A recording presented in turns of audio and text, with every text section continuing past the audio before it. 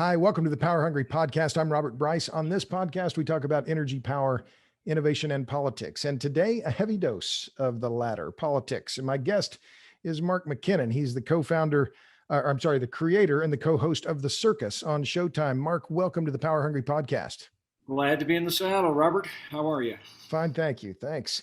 So I didn't warn you, but guests on this show introduce themselves. I've given your title, but imagine you've arrived somewhere. No one knows who you are. They don't know what the hat's about. Tell them the story. Who are you? I'm a professional hack. I worked in politics. I don't think I've had anyone introduce themselves that way, but I'm sorry to interrupt. A professional hack. Okay. Yes, I've been hacking for about 30 years or so in American politics.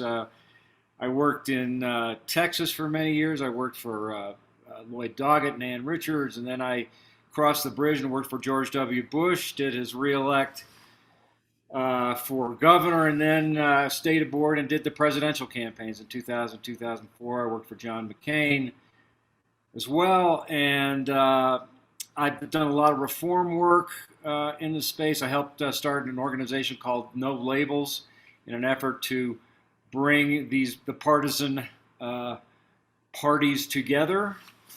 Steep hill, big rock these days, but it's doing very good work, I think. And then I had an idea for a television show called The Circus.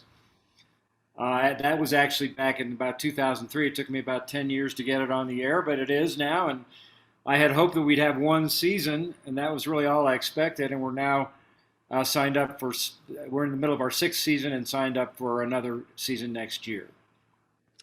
That's a good intro. And so the second half of the season 6 will start airing on Showtime on Sunday nights, if I recall. Sunday nights, second half of the season 6 in September starts. Gotcha. So let's follow on that directly then. So what's the state of American politics today? It's really depressing, Robert, and I was thinking a lot about that just this morning. It's frustrating. I mean, I literally am concerned about our democracy. This is an experiment, and there's not a lot of history behind it, and I don't think it's faring very well right now. I don't think it's working very well. I don't think it's working for people. I think it's working for partisans only. And I think it's in a really unhealthy state. We could talk for a long time about, why that is and what it is. But I sort of stay in the game to some degree because I'm so worried. Otherwise I wouldn't care or I'd be apathetic about it. But I'm genuinely starting to, lose sleep about this. And I think we came very close to, having an autocratic overturn of our democracy in this last election, and I don't think it's gotten much better since then. You think it was that close? Because I've looked at the antics, and I think that's the right word, antics around Trump and the January 6th, riot at the Capitol, and I couldn't quite believe it as I watched it. And even watching it again, I'm thinking, when did we move to Caracas? I mean, when? Yeah. But it seems like that was only the symptom of a deeper divide, a very deep divides, I guess, in America. How do you, well, let me just ask about January 6th. What was your reaction to that?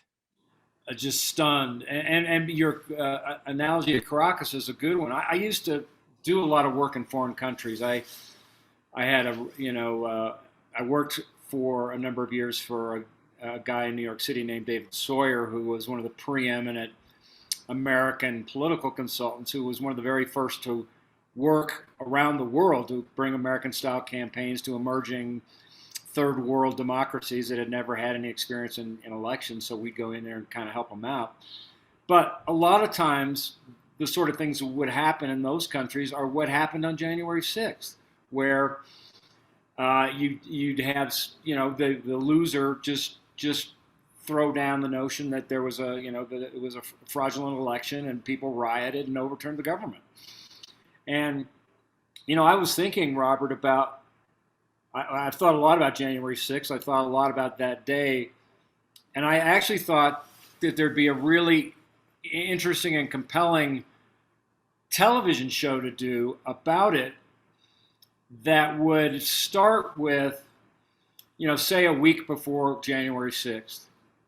And you'd focus on maybe some Trump supporters that were going to the Capitol, maybe some congressional aides, maybe some aides to Nancy Pelosi, Mike Pence, maybe some Capitol Police. You'd start with them. You'd kind of follow their lives prior to January 6th. And then you'd get to January 6th and use actual documentary footage of what happened that day. I was at the speech at the Capitol. My colleague John Heilemann went to the Capitol, so we were right in the middle of it. And the speech you heard Trump's speech. Yes, and I'll tell you, I only would have been surprised if people hadn't gone to the Capitol and rioted, given the tone and tenor of his remarks and Giuliani's remarks and his son's remarks. I mean, so you think they incited? No question. I mean, I was looking for a pitchfork. I mean, that's what it was like.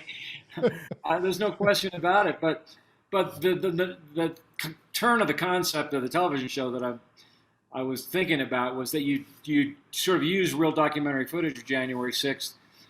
But then what would happen is Nancy Pelosi gets taken hostage, Mike Pence gets hanged, Donald Trump stays president, and we sort of see what could have and might have happened, but for a few things that held the guardrails in place, but barely, right? I mean, it did seem like it was so close to being what could have really been a bloody mess. I mean, a lot of people, I mean, there were a handful of people died, including the Capitol policeman, as memory serves. But I mean, the crowd was clearly out for blood. And that was the part that, to me, was just staggering about, well, who are these people? But well, let me jump back to the circus, because you mentioned, I mean, you put it yourself, you're a professional hack. I've been in the journalism business for a long time. And as I thought about this, and a full admission here, I don't have Showtime, so I haven't seen you in action, but I've seen you on some of the TV shows. I think you were on MSNBC the other night, and you've been on a number of TV shows. But your show is the circus. Well, how much of the circus is the media itself? I mean, is the circus part of the circus? Well, we'll be writing books about this for years. What were the constituent components of how we got here? And the media is part of it. I mean, it's gotten incredibly partisan, and so it feeds confirmation bias among viewers. We try on our show to really be balanced and show all sides of what happens, and just hold a mirror up to what's happening. But it's again, with the advent of the internet, talk radio, cable television, all those things kind of feed the partisanship. And it's a very unhealthy situation where, we just have, I have a really good example of, some very good friends of mine that I found out yesterday haven't talked to each other since the election. And they were best friends. And they literally don't talk to each other anymore. And that's where we are as a country, and that's why I'm super concerned about it. And but I don't have any easy answers. Well, I've experienced some of that myself. I mean, I live in Austin, and this is a very, what did the mayor call it, the blueberry in the tomato soup bowl, right? The one little bit of blue. But my views on energy don't tend to, follow the Democratic line, and it's been interesting to see how that plays on an interpersonal dynamic, because there's an almost I think there is a religious affiliation now, that a tribalism that has become more extreme than any time in my career. And I've been watching politics for a long time. And I think I'm following on what you said here about, I would call it maybe the atomization of the politics in America, that they're smaller and smaller groups. They're, the confirmation bias, and that we're the right ones and we got it all correct. And those other I mean, you see this every night on Fox, and you see it every night on CNN. Oh, those idiots on the other side. Look at the outrage that Biden's doing. Look at the outrage about January. You know, it's the outrage factory never stops, and it just feeds this kind of I don't know. I mean, I saw it myself here in Austin just the other day. This guy was, I mean, it just went off. I mean, it's this disdain for anything about the other party that, Yeah. or the other view that is not familiar to me. Has it cost you friendships as well? How does that figure with you? It's really dicey for sure, you know. With I mean, it's just folks that I just don't talk politics to anymore. But you know, that's part of the, Even though this is your business. yeah, yeah. But this is all. So what do you talk? Sports? What's the fallback? Yeah, sports, music, television, whatever, anything but. You know, I mean, it's in my own family. I mean, we've got issues in the family, and you know, where people won't even come to parties anymore because because they support one team or the other. But that's why I helped start the organization No Labels. Let's come back to No Labels, because that's one of the things I've written down here. But I wrote a piece a long time ago. Remember, John Kennedy Jr. started George Magazine, and I actually, it's one of the many publications, failed publications, for which I have written. Yeah, yeah. It's a long time ago now, yeah. But that, I think the magazine was interesting in a lot of ways, in that it saw politics as entertainment. And are you an entertainer? Well, I hope that I'm more of an explainer than an entertainer. I mean, the reason that I do, and I ask that not as a put down, but I mean, you know, Tucker Carlson got sued, right? And defamations, and the Fox's defense was, well, he's not really a journalist; he's an entertainer, right? Which is a remarkable position for Fox News to take, right? But the Georgification of politics, it seems like that it's become, in the broader scheme of what people are concerned about, and maybe just another form of entertainment for people. Yeah, no, I mean, I'm about to write a column myself, sort of on that, a little bit on that topic, just about, you know, when we dialed up the notion of the circus, it was kind of a joke, you know, calling it the circus. So this was before Donald Trump, and then of course it really became a circus, not in the way that we imagined, not funny either. And I'm thinking right now about the sort of Trumpification or the celebritization of politics.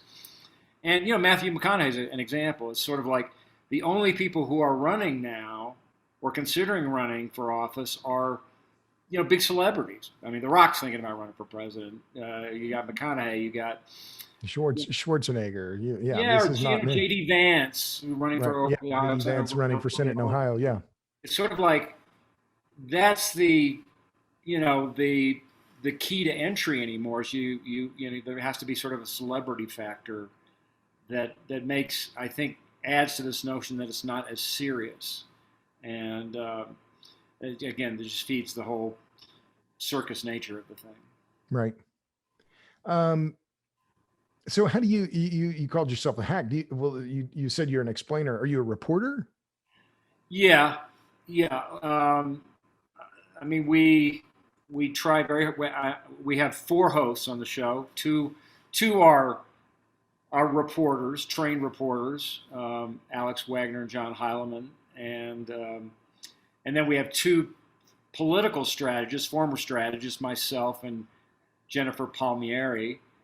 And you know, I did a little bit of journalism work back in the day myself, and but my main role in the show is being a former strategist to help explain the things that I see going on in politics. But the way we do the show is, I mean, Jennifer is a Democrat strategist, I was a Republican strategist, so we try and provide a view of what's happening, and you know, and it's documentary. So I mean, we do a documentary every week.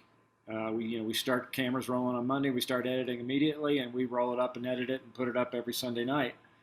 And it's a reflection of what's going on in society, and we do our best to do it in a little different way, get behind the scenes and talk to people that not everybody talks to, or show vantage points that aren't always seen, or you know, do deep dives into issues like climate change and other issues that are relevant. And is that why you think it's been successful? I mean, 6 seasons now. That I mean, you said you're only hoping for one. So you've got way more successful than I ever thought. I mean, it was designed to be a show about campaigns. I had been working campaigns all my life. I thought it'd be really interesting to show a lot of the behind the scenes stuff that I see in campaigns. I thought it'd be, 99% of what the public sees is, I mean, 99% of what happens, the public doesn't see. They see like 1% of it. Right. And a lot of that other 99% is really interesting, informative, important, and sometimes entertaining. So that was the idea behind it. The purpose for doing it is to inform and to educate and to help people.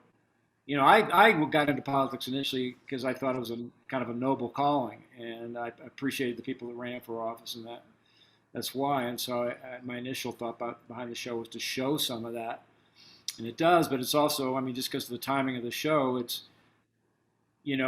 at a time when we've just had a really dramatic period in our history, and as a result, I thought we'd be done after season 1 and maybe come back in 2020 for the next campaign, and they said keep going, and it hadn't stopped since then. And I believe it's now the most watched unscripted show in the history of the network. And I thought a good time to stop it would be the last election.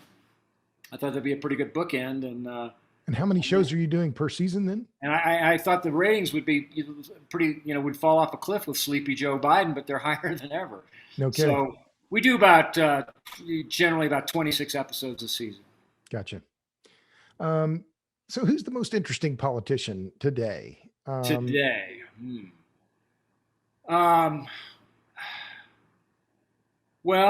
I mean, interesting. Dan Crenshaw is an interesting character out of Texas. I think he's a guy to really watch in the Republican Party. I think he's in some ways kind of like a Republican version of AOC, just in the sense that he's young, understands media really well. I think that he will be in a leadership position very soon. And he has the credentials of being in the military, the eye patch. He's got and kind of the straight shooter, and he's from Texas, which is always an advantage in politics. Exactly. Yeah. So he's got a lot of the components that make for an interesting character, and it's getting a lot of attention. I think the next election will be interesting to see. Who rises to the surface. I mean, obviously, if Joe Biden says he's going to run again, I'm not sure that he really will. If I were him, you never want to say you're not running because you instantly become a lame duck. Right. But if I were Joe Biden, I'd say, the reality is that I'm probably slowing down and losing a step, and it'd be good to hand the baton to a rising star in the party, maybe Kamala Harris. Right.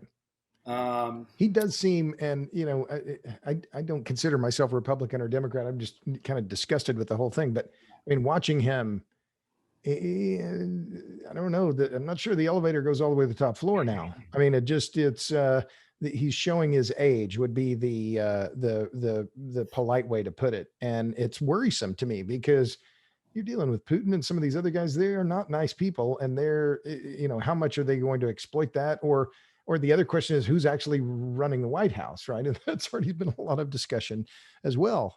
Yeah, yes. I mean, listen. The fact is, he's an old guy. He's an old guy, and but I think part of it is just kind of stylistically, he's that's kind of the way he is. I mean, he's got a stutter, and some of that is just kind of an odd body language. But admittedly, he's an old guy, and so that's why I say. It's probably in his interest and the party's interest to, get somebody from the farm team up for the next round. But what of course, the greater drama and mystery will be what happens on the Republican side and whether or not Trump runs again, or whether there'll be a Trump light, or whether or if the GOP can recover from this. If the GOP can recover, I keep hoping that the Republican Party will rebuild and go a new direction, but there's no sign of that yet. I mean, everything is kind of doubling down with Trump, and really the guy besides Trump who's really on fire right now is the governor of Florida, Ron DeSantis, Right. who's very much a replicant of Trump.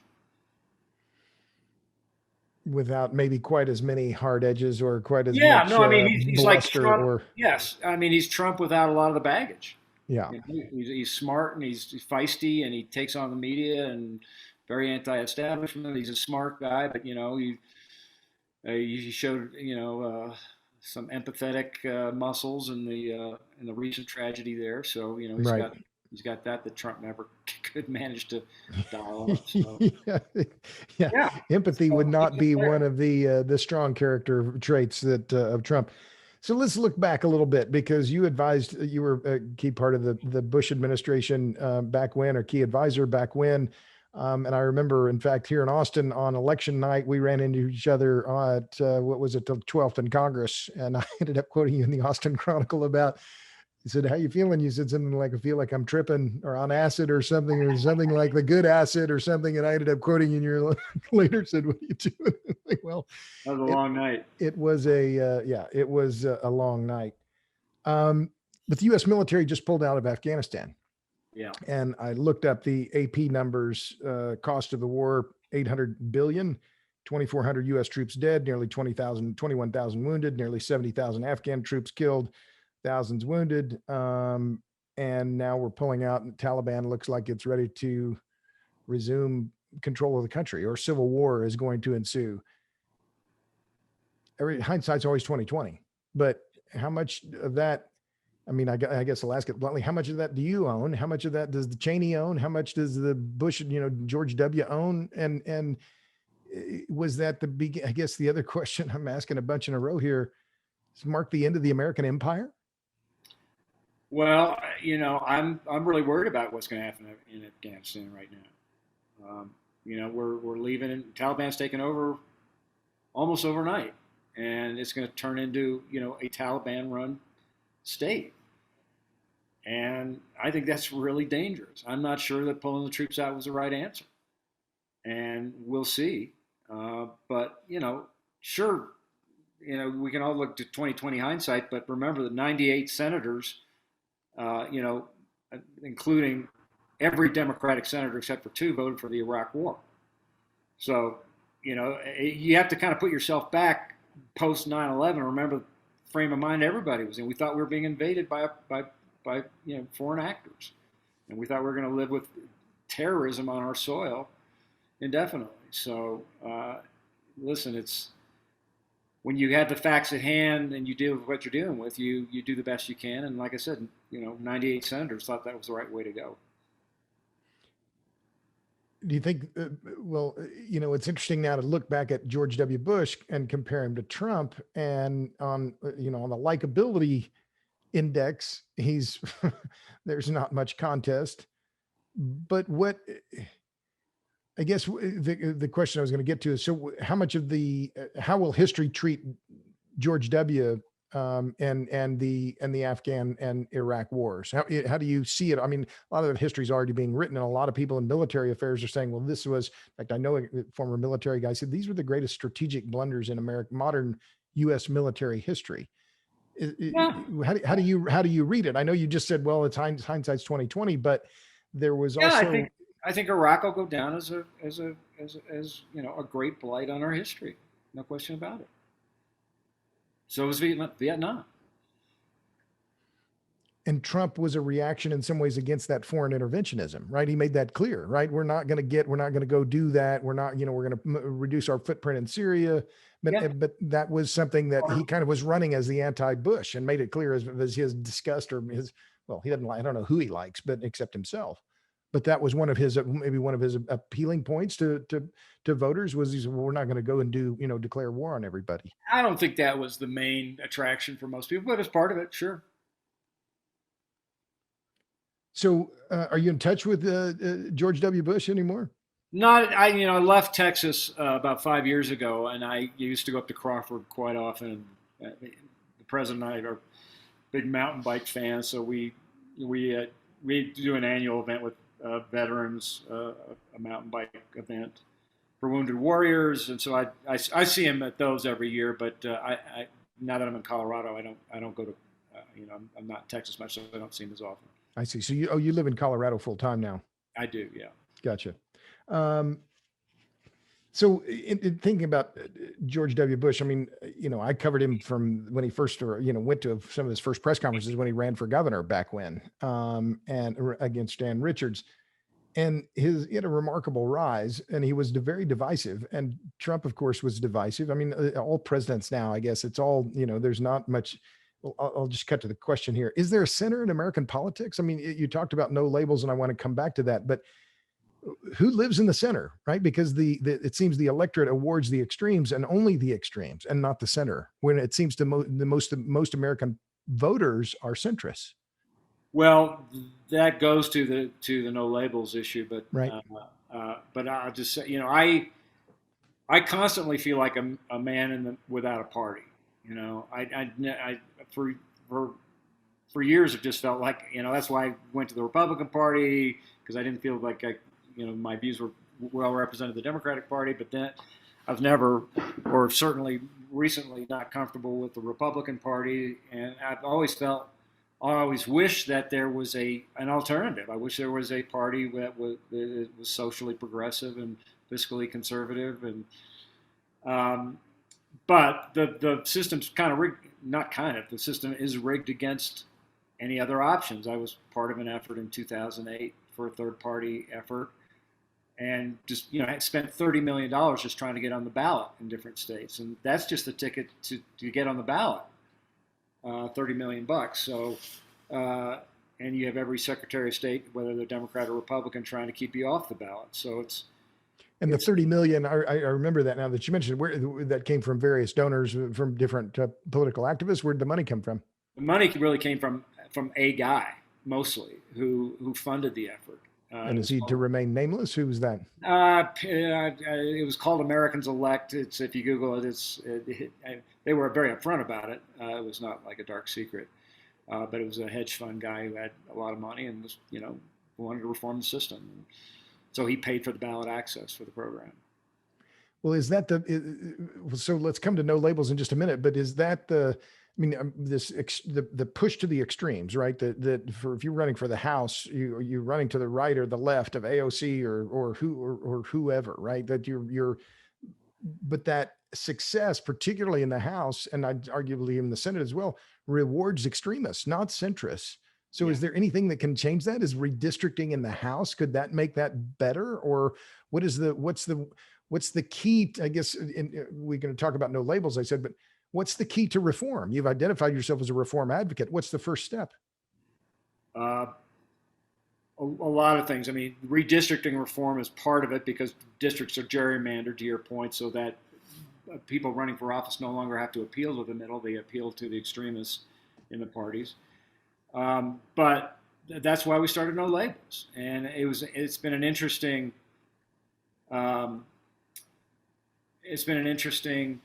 exercise, because when we first started it, the idea was that the extremes were being rewarded by heavily funded groups. Right. There's lots of them out there that will reward bad behavior, reward really partisan behavior, and put money behind those office holders or candidates that are pushing these very extreme agendas. And there was nobody in the middle rewarding people for what I call good behavior, bipartisan behavior, working together on both sides. So that was the idea behind starting no labels. And we hope to be a voice for the middle. But that became, we quickly recognized that was strategically problematic, because as we went to deal with members of Congress who are in the middle, there's a magazine, the National Journal in Washington, that does a study every couple of years about just how much overlap there is in Congress between, we'll call it progressive conservatives and conservative liberal Democrats. Progressive Republicans, conservative Democrats. 20 years ago, there was like 248 members who overlapped. The last time they did the study, there were 4. So basically, our pool of people to deal with in Congress was 4 people. And we said, well, that's not going to be particularly Not effective. going to win many votes with 4 folks. Yeah. So we really made a sort of mid-course correction to say, okay, the fact is, the country has become very partisan. Congress has become very partisan. People, there's lots written about this. Um, I forget the name of the book about Kansas, but Oh, what's the matter with Kansas? Thomas Frank's book. exactly right. So Yeah. people are kind of we're mobile. They're moving to places where there are other like-minded people, more tribal, as Right. you mentioned earlier. Bill Bishop's book, The Big Sort, right? The people Yes. are identifying by zip code, by Yep. precinct, by, you have all concentrations of voters. Self-selecting and self-sorting. Right. So we said, well, our mission should then be, how can we bring these people together? And that's what we have been doing since then, which is to become a sort of convener to bring Republicans and Democrats together, to just get them. I mean, the first part was, can we get them in the same room? Joe Manchin had literally been in the Senate for 2 years before he even met with a Republican. And now he's arguably the most powerful man in the Senate. Yeah, no, it's incredible. Well, let me follow up on one point you made just a minute ago, Mark, because you said that the way the system is set up, and I'm resisting using the word rigged. The way the system is set up now rewards partisanship, but it seems to me that more I'm watching, and particularly of late, the more it rewards special interests. And I have to mention the December omnibus spending bill, 5,593 pages, the longest piece of legislation ever passed by Congress. And it had so many carve outs for every special interest in Washington. And it just seems like the city and the businesses of government increasingly is run by these special interests, all of which, and I'm looking through the lens in particular when it comes to electricity, right? Or I'm sorry, particularly when it comes to energy. The carve out for ethanol, carve out for solar power, the carve out for wind energy, carbon capture and sequestration, electric vehicles, hydrogen. They all get just a little taste, right? It's as though I just want just a few billion, right? But it seems like it's the special interest dream to have this kind of gridlock and essentially a non-functioning government where they have to pass some massive bill to just keep the government running, so everybody gets to tuck in their little earmark. I mean, to me as a voter, it's disgusting. Is there is this the worst example of this kind of when Joe Concha called it the swampiest thing ever? Can it get swampier? I guess after I've given you my homily here. You don't think there'll be any special interest money in this infrastructure bill, do you? Oh, well, they allocated. They say it in the coverage of it. There was something like $5 or $10 billion just reserved for earmarks. It's like, oh, okay. Well, at least you're being honest about them. Yeah, and so earmarks are back. Yeah, with a vengeance. No, I mean it all comes back to special interests, and that those special interests are driving their interests through the partisan lens of their donations, and that's how they get rewarded. So anyway, the No Labels has worked very hard to be a convener and bring the parties together. Like I said, it's a steep hill and a big rock, but they're doing good work. Can you use steep hill and big rock in the same analogy? Is that is that formidable? I know, where is the rock and where's the hill now? You're losing me. And it's Sisyphus. Sisyphean. So I looked at the No Labels site. You have a big staff. Where's the money coming from for this? Well, there's lots of people who are interested in the parties working together. They're the woman who runs it is a former fundraiser, and she's very good at it. She's good at raising money for it. So what's their budget? I haven't been involved since I've been doing this show, so it's been 6 years or so. So I don't really know, but it's several $1 million anyway. Right. Well, I mean, they had quite a large staff. I mean, it was not just 2 or 3 folks. It was a very sustainable organization. 10 or 12 or 20. So yeah, they're the real deal, and they're working very hard, and they have about 40 or 50 members of Congress now, right, as opposed to the original 4 that I was talking about. And that's a big block of voters. In fact, they're right in the middle of the infrastructure negotiations right now. Right. Well, so we talked about that reform, the question on reform. You said, and I just want to make sure that I'm clear about what you think of the keys. So, Jerry, if a more honest drawing of congressional districts would be first and foremost. But again, how do you manage that when it rewards the parties in power in the individual states to create those districts? I mean, Take it from the parties. Take it away from the parties. Well, Yeah. then so then who decides?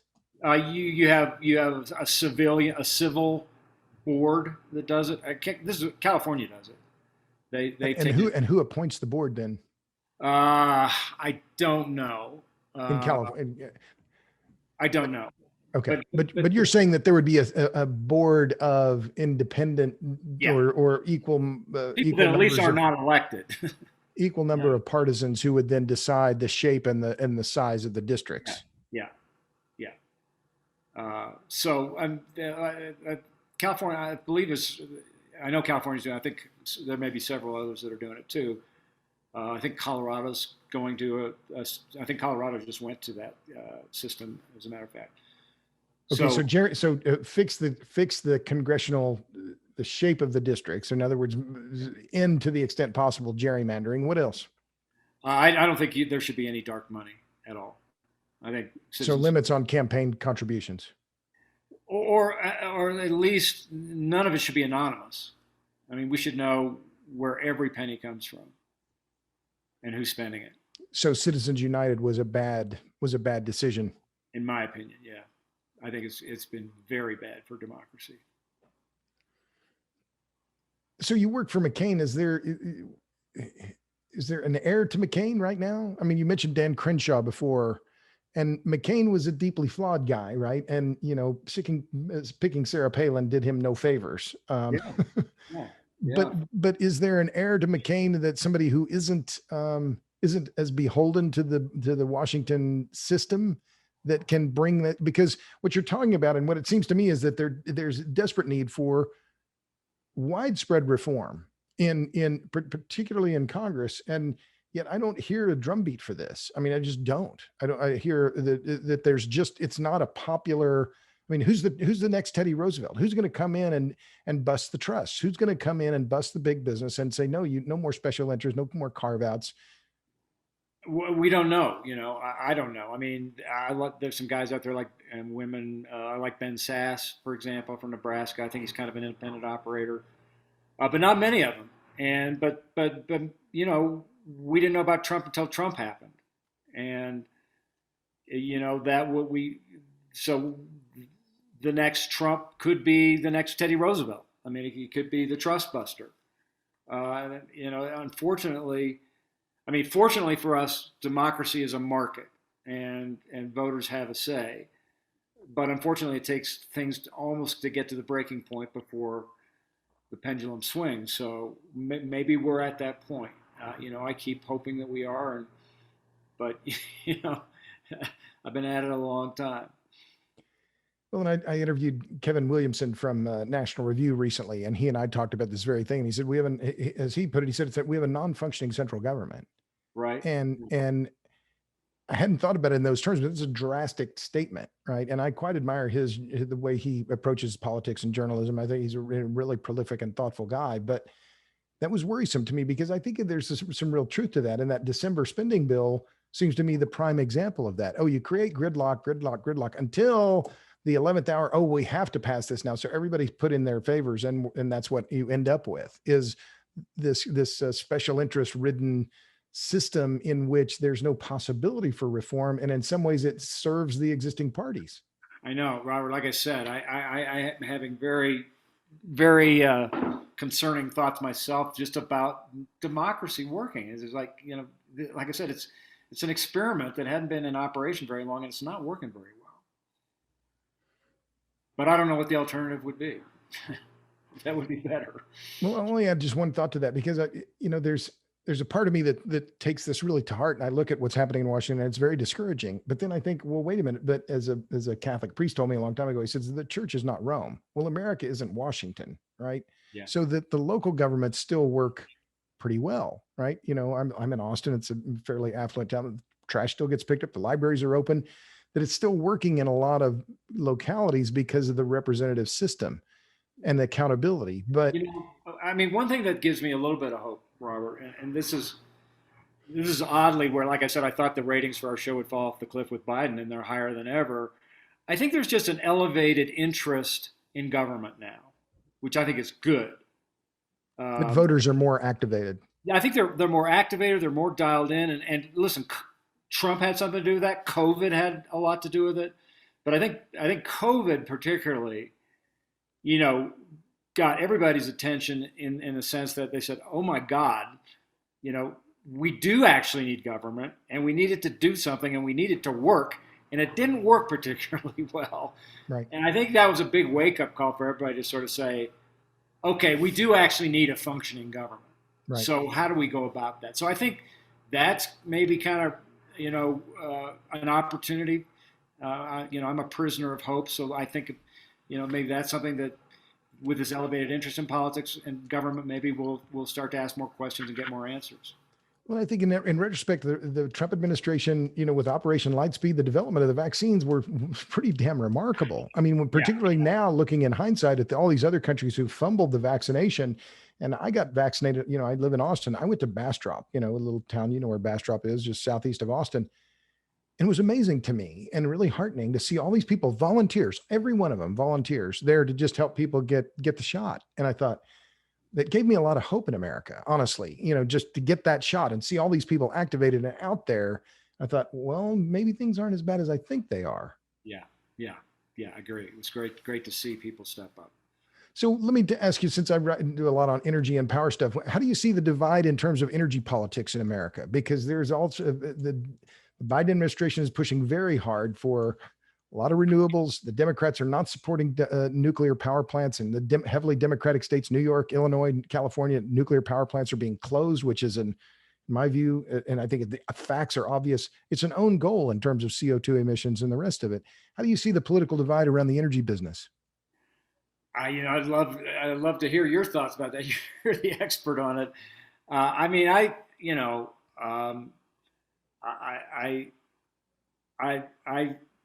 believe that I'd like to see, you mentioned EV earlier in the conversation. It sounds like you're not a fan. So let me ask you, why are you not a fan? Well, you live at 10,000 feet now in Colorado. Would you rather have an internal combustion engine on a morning when it's 15 below zero, or think you're going to get around with a battery? I'd be willing to give it a try. Okay, well, fair enough. If I thought there were enough fueling stations. Well, right. And are there any charging stations near Blue River, Colorado that you've seen? There are not. Yeah. Well, so is it the chicken or the egg? That's a good question. But well, do you think we should incentivize charging stations? Subsidize them? Well, I think to some extent, but I think at the same time, where's the customer pull? Right now, they're a luxury product. These are cars being bought by the Benz and Beamer crowd. And why would I subsidize not only their purchase of their Tesla? Why should I subsidize their refueling station to save maybe just a couple gallons of gasoline? Why? I don't understand. There's this. The part that really sticks in my craw around a lot of these decarbonization policies is the class issue, because who's collecting the big subsidies for, solar panels? I have solar panels on the roof of my house. I got 3 different subsidies, but it's a class issue, and the wealthy are the ones who are cashing in. The poor and the middle class are paying the bill. What would you think about a carbon dividend that went back to middle class? Yeah. And I've followed this now for 30 years, this idea of the carbon tax and the rest of it. And it's a perfect solution for an imperfect world. I'm for low cost energy. Carbon taxes don't help the poor and the middle class. But if they return a dividend directly to them. Yeah. But that requires a faith in government that I simply don't have. But, oh yeah, we're going to return it all. Oh man, my first book was on Enron. Just who's going to get the carve out? I mean, this is one of the reasons why the carbon tax failed in Washington. Who got exempted? Oh, aerospace. Oh, so Boeing won't be included, but it's, I guess I'm just naturally skeptical, but, so we've talked about what worries you. We've talked about, where conservatism goes after Trump. We've been talking almost an hour. Well, we're talking 45 minutes or so, but I don't want to keep you too long, Mark. And my guest, by the way, is Mark McKinnon. He's the co-founder, or I'm sorry, the creator and the co-host of the Circus on Showtime. They're going to resume season 6 on Sunday nights on Showtime on Sunday nights. What are you reading? Well, no, before I get to that one, who in politics, living or dead now, who are your political heroes? McCain. And why? And you knew McCain pretty well. Why? What was it about McCain that was? He's just willing to buck the system and just fiercely independent, kind of a no bullshit guy, as you said, imperfect. You know, I obviously supported him for president. I'm not sure he would have been a good president. I mean, temperamentally, he had a very short fuse, and that's not a good. That's generally not what you want in a president. And, but I loved his tenacity. He was great. I think of the great characters I've gotten to be around. Charlie Wilson was one of them. The former congressman from Texas. Sure. Speaking of Afghanistan, right? Was Charlie Wilson ever married? Yes. Yeah. Because he was that was a different era where he was a known playboy. And I mean, how would you ever get away with that today and being in Congress? I mean, I can't imagine, but he was the kind of the last of the, I know he's from East Texas. What was his hometown? Where was he from? Lufkin. Lufkin. That's right. Yeah. And he was the focus of Charlie Wilson's war, right? And that famous picture the of him. infamous bad boy of American politics, and was I remember once he was I'm trying to remember the story now. He had been dating a Russian model, and the intelligence committee hauled him in to ask. They were concerned about him passing along secrets, and he said, "Gentlemen, the only secrets she's getting from me are Victoria's." Classic Charlie Wilson. And he's been dead, what, 10 years? How long has he been? A while back, yeah. Yeah, and another one just died.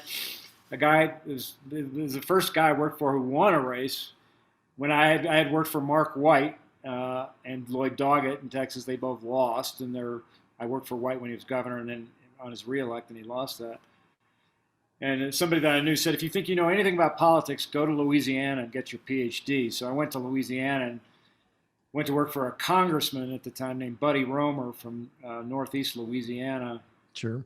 It was a hugely crowded field running against Edwin Edwards, who never lost a race in 19 elections, a real scoundrel and infamous character in Louisiana. And Roemer was thought to have no chance whatsoever and was barely mentioned in most stories, and we had a huge upset win and won that race. And Roemer was a big reformer, a really interesting guy, and especially on money and politics. And he just passed a couple of weeks ago.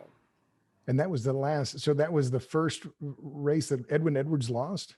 That's the first time he lost in 19. Whose famous quote was he was asked if he was going to win, and he said, unless they catch me with a live boy or dead girl. A live boy or a dead girl, which is one of the great political stories of all time. So, okay, so those are more recent politicians, but in historically, who do you admire?